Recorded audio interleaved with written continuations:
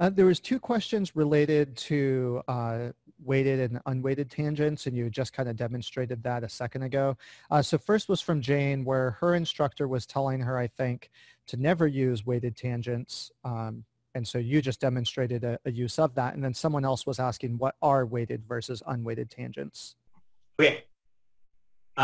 Weighted tangents is an option in Maya. So if you go to your Maya preferences, here, you can check this on or off.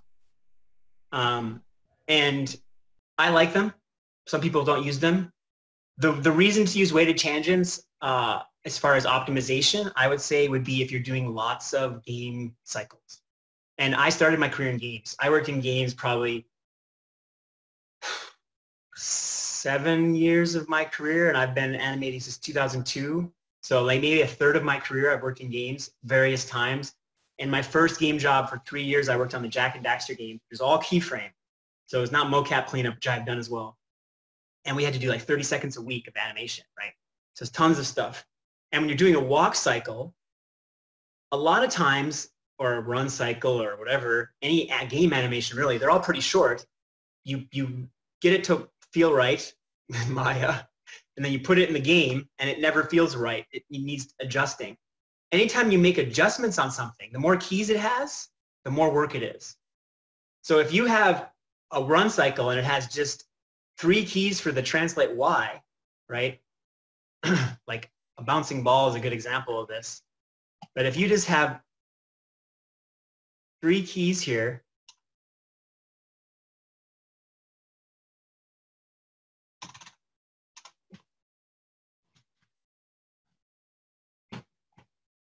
I just did hotkeys really quick. That cycled infinity and pre-infinity and turn on view infinity, which are all commands here in the graph editor. But because I've done so many cycles, I don't want to have to go in the graph editor and select all that stuff. But those are under here: curves, post-infinity, cycle, pre-infinity, cycle, and view infinity, right? And that allows you to see what's happening to this curve over time. A run cycle has an up and a down on it. So there's your up and your down.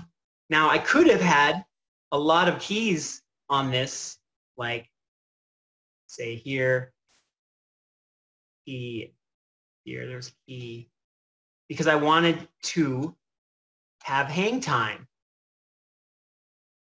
But then if I want to edit this height or whatever, I have to go and edit these ones.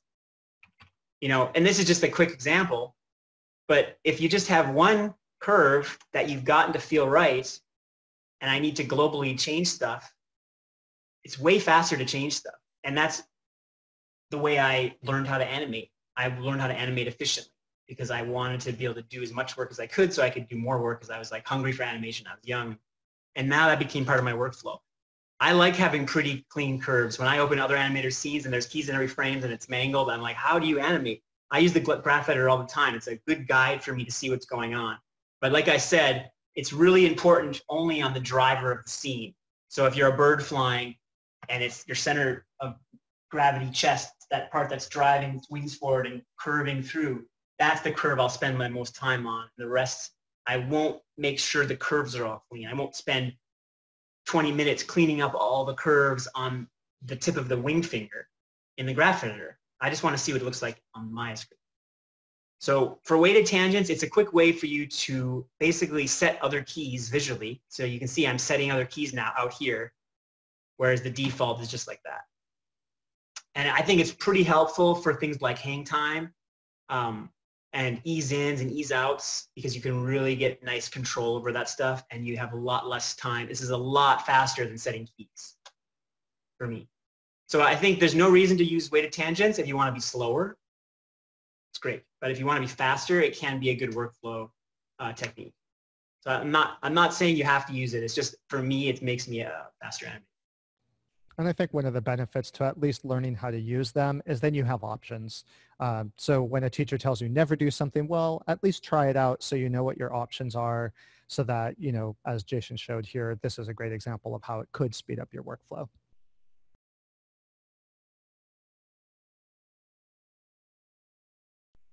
There's a question from John Smith. I don't know if you want to talk about this one, getting stuck between spline and polished.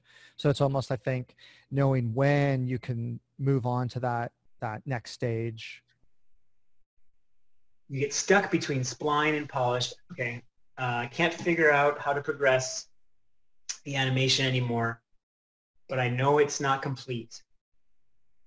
So almost like developing your observational skills, you know, how do they focus on that so they can make that decision of I'm ready to move on to the next stage? Is that just practice? Right. I mean, yeah, like I guess the best way to get better at polishing and splining is by doing it. And if you get to a point where, like, as you get more experienced, you'll start splining your shot and you'll be like, well, it's pretty gross right now. I know I need to fix a lot before I show this.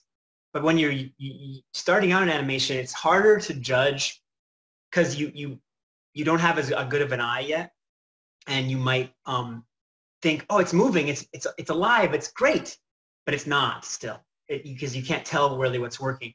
So when you're at that stage, which is sort of the student stage, the only way to get past that is to show it to other people, because they can tell you what's standing out.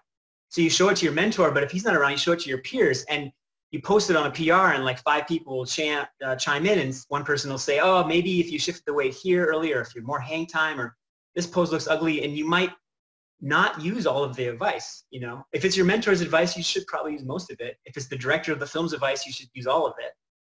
But you will take what you choose, and people will be pointing out stuff that you might not have seen. And then there's the other tricks, like watching it in black and white, flipping it so it's with a mirror. You can hold a mirror up or flip it in viewer, and it's suddenly a fresh shot, and you're like looking at it totally new eyes and being like, wow, how did I not see that?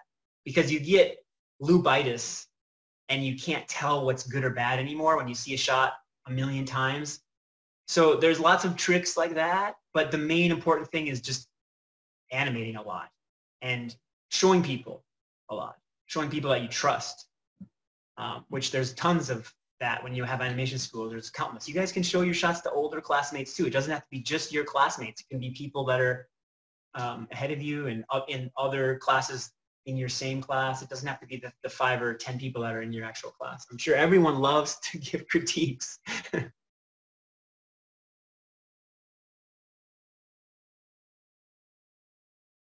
I do a lot of overshoots with the weighted tangents instead of moving frames to generate the overlaps. Is that a bad idea? Should we put constraints since the beginning of block? Okay, those are 2 different questions, both good. So when you say overshoots in weighted tangents, what I'm assuming you're meaning is, this needs more keys, is if you had a curve like this, you would do stuff like this, where you pull the tangent out so it goes up and then back down. I'm not sure how I can confirm if that's what you're saying. I guess you could write another question saying yes or no. Yeah, he said yes. Okay. Yeah. So that is a way I sometimes do it, but that's not a very good way to do it because it does make your curves look weird. And if somehow you accidentally click auto tangent or something again, it would lose that. The better thing, if there'd have to be frames in between. If you wanted this to happen, the better thing to do is to go to that frame and set a key